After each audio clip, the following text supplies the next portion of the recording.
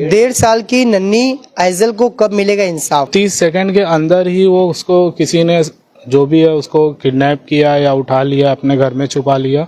जो भी 30 सेकंड में ये काम हुआ है। सुबह के टाइम दूसरे दिन जहाँ पे डेड बॉडी मिली वो सबसे बड़ा सवाल है, क्योंकि वहाँ पे वो जितनी छोटी बच्ची वो वहाँ पे कभी नहीं जा सकती। हाँ, क्योंकि वो हमारी बच्ची, हमको पता है कि कितना वो चल पा रही थी, कितने चलने के बाद वो गिर रही थी। जब वो बोल नहीं पा रही, चल नहीं पा रही, उसको चप्पल भी पहनने नहीं आ रहा, उल्टा पल्टा पहनती थी, मतलब लेफ्ट का राइट में, राइट का लेफ्ट में। और वो चलती थी, थोड़े टाइम पे गिर जाती थी। और वो इतने अंदर बॉडी मिली है और वहाँ पे वो उल्टी लेटी हुई है, उसके ऊपर एक छोटा सा पत्थर भी था।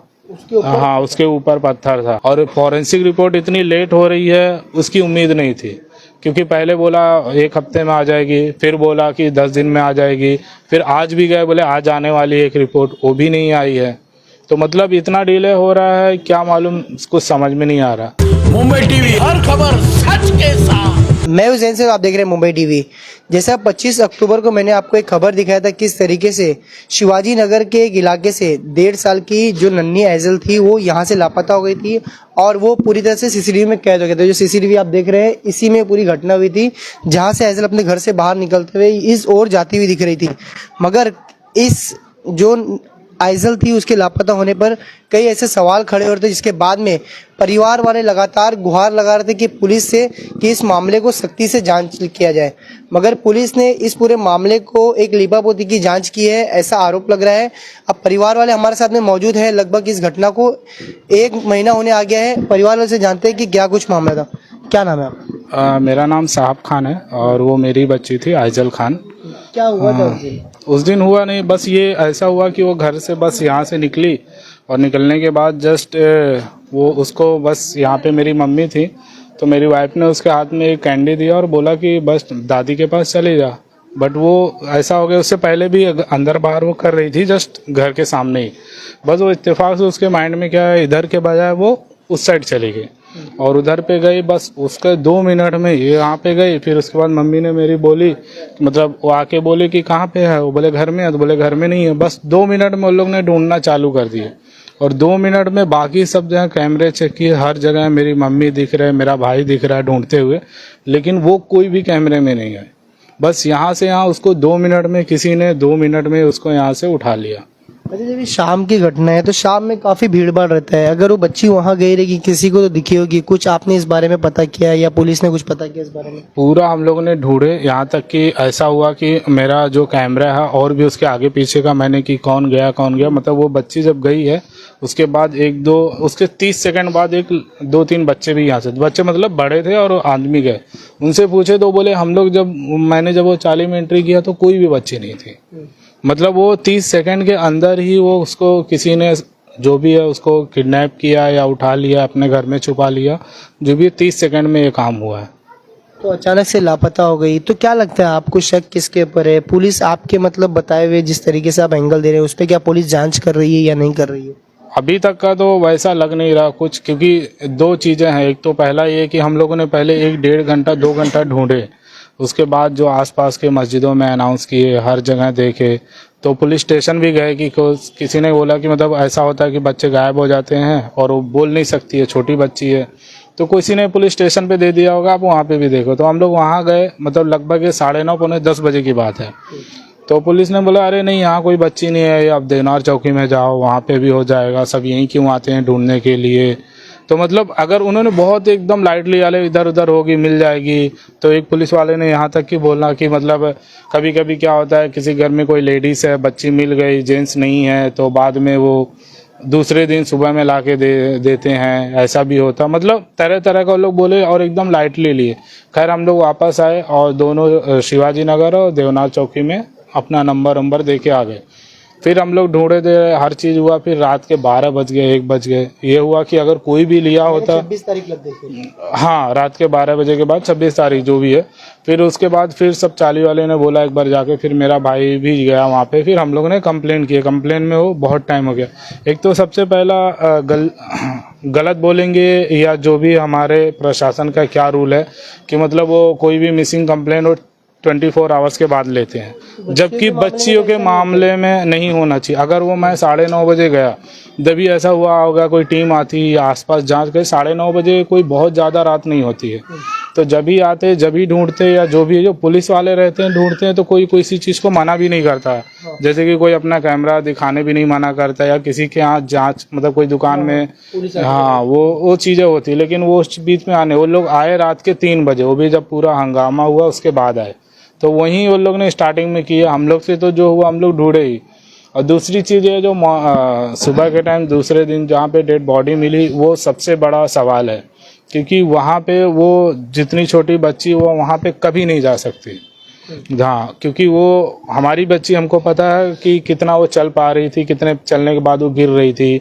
जब वो बोल नहीं पा रही, चल नहीं पा रही, उसको चप्पल भी पहनने नहीं आ रहा, उल्टा पल्टा पहनती थी, मतलब लेफ्ट का राइट में, राइट का लेफ्ट में, और वो चलती थी, थोड़े टाइम पे गिर जाती थी। और वो इतने अंदर बॉडी मिली है, और वहाँ पे वो उल्टी लेटी हुई है, उसके ऊपर एक छोटा सा पत्थर भी था। हाँ, उसके ऊपर पत्थर था, कि मतलब वो एक छोटा पत्थर जैसे लादी होती है ना, वैसा पत्थर था, और उसके जिस्म पे एक निशान नहीं था।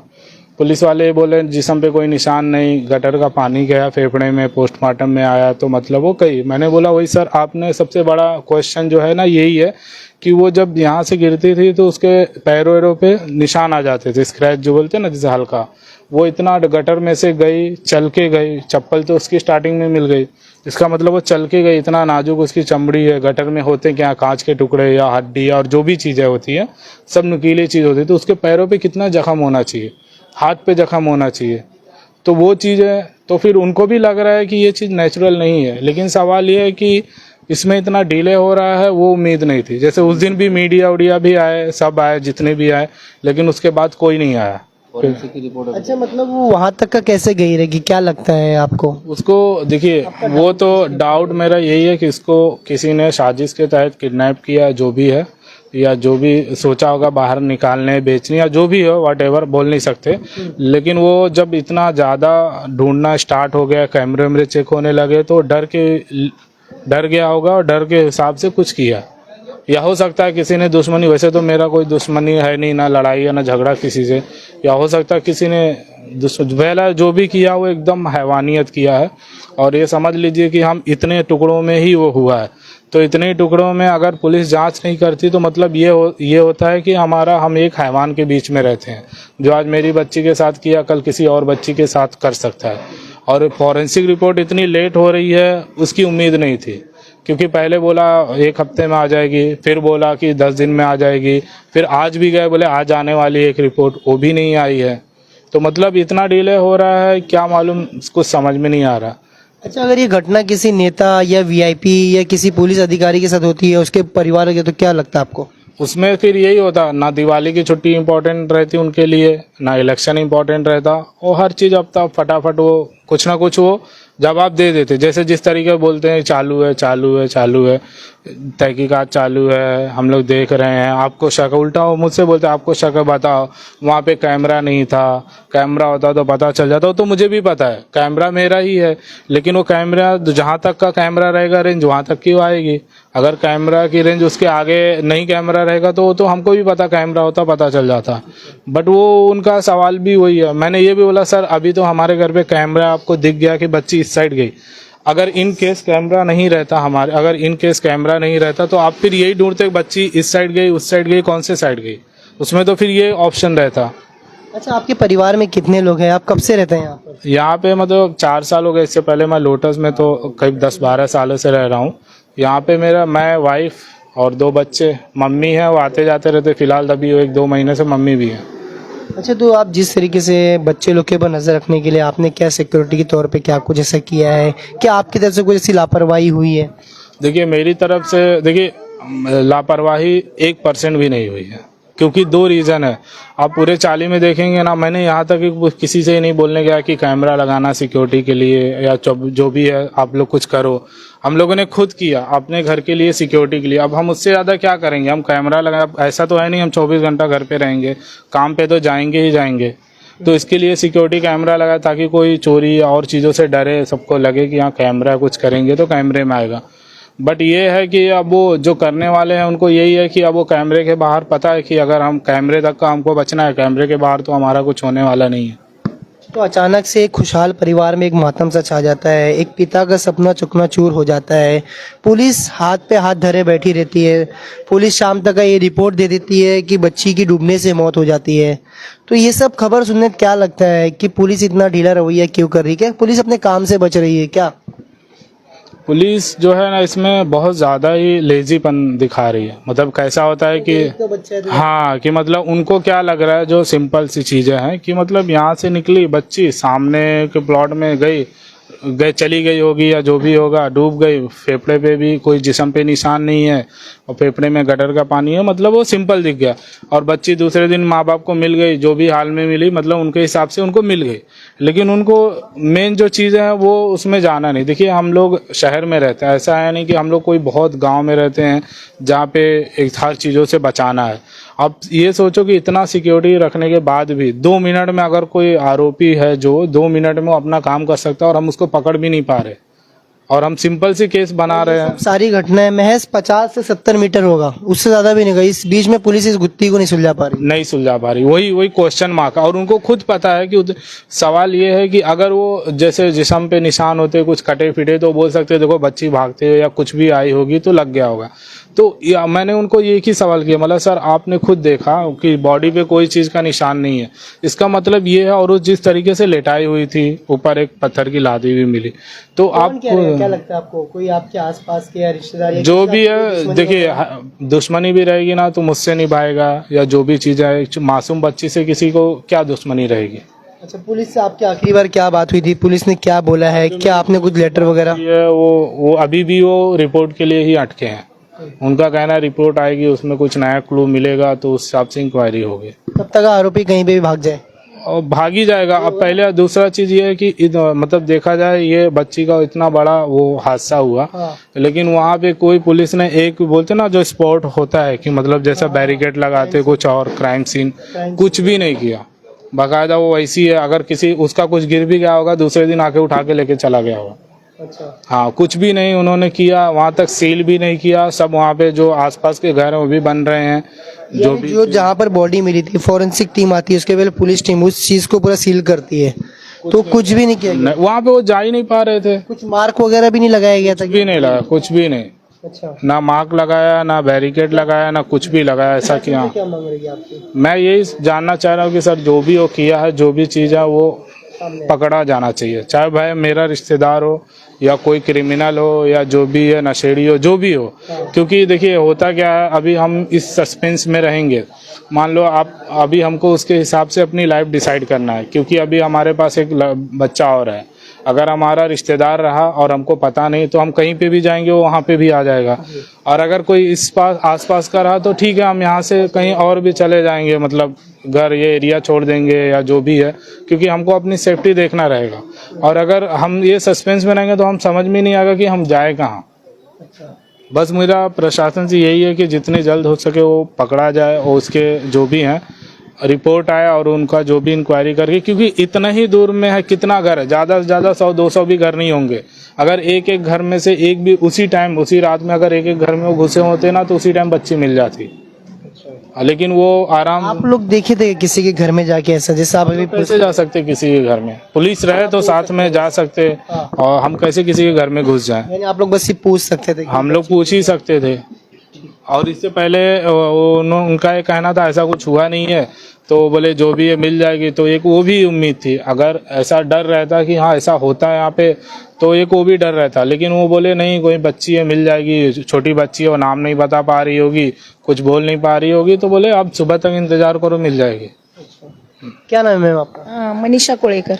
कब से रहता है आप इधर? मैं तो 18 साल से इधर ही हूँ। कितने लोग हैं आपके घर में? 4। बच्चे अच्छे हैं? हाँ, एक कितना लड़का लड़की और मेरे मिस्टर और मैं। लड़की मेरी ग्रेजुएशन कंप्लीट है और लड़का सिविल इंजीनियरिंग पढ़ रहा है, 2nd ईयर में। तो इस तरीके की घटना होती है, आपके पड़ोसी हैं, तो कितना डर बना हुआ रहता है? क्या लगता है कौन क्या रहेगा? अरे भाई, हम लोग इतना डर गए उस दिन जब उनकी मम्मी आई हमारे घर में कि वो लड़की आई है क्या देखने के लिए, तो सब हम लोग बाहर आए भागते हुए।